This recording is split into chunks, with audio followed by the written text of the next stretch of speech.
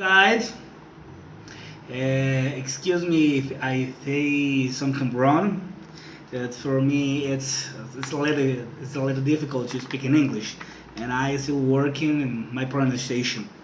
So tonight I would like to talk about protest and how they influence equal rights and explain how the protests help gender equality and law throughout the world and over time.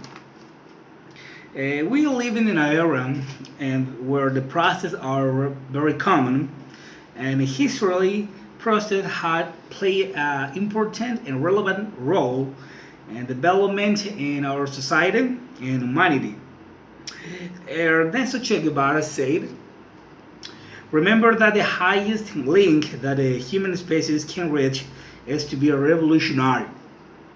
With this, I don't want you go out and to do a process because for many reasons, but I want to explain why we have to do it and what is the reason why the people and our circumstance go out to manifest against their government. Uh, but well, we can talk about Chile, okay? Why were the protests in Chile? We can see the news. There is a lot damage and private and public stuffs. And now, as of right now, there are 18 people died for the process. So in Chile, there was change in the public transport system and increase 50 cent and passage. Okay, I know probably you can thinking, oh, it's only 50 cent. It is cheap because in my country I pay $2 or $3 or maybe more. But in Chile the basic salary is $423. Okay, and the low income family who can spend almost 3% of their salary to be transported. And this is the problem because uh, Chile is the highest, it's the ninth highest countries, and Latin America have the highest tickets, the highest rate tickets. So one passage costs $1.70. So probably you can think it's cheap, but the problem is when the passage increase and the people don't have or don't earn enough money, they waste their money and their passage. They can't buy groceries or their budget is not enough to sustain their lives.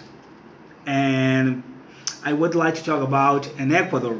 I'm Ecuadorian, and I would like to talk about what the people go out uh, against to the government and why did all this process originate. Okay, Ecuador reached an agreement with the International Monetary Fund for a loan, and the change the country have to reduce its fiscal deficit to save money. But uh, what was the way to the country have to save money was increase the gas, the fuel, gasoline, fuel or diesel from $1.80 to $2.30. You're thinking about it, oh, it's a cheap gas. Okay, perfect.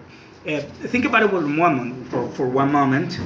If I have a truck and today to work in my car, I had to invest $20.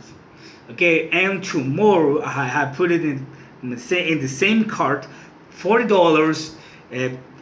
Invest that journey lost and increase uh, and the groceries uh, a high price.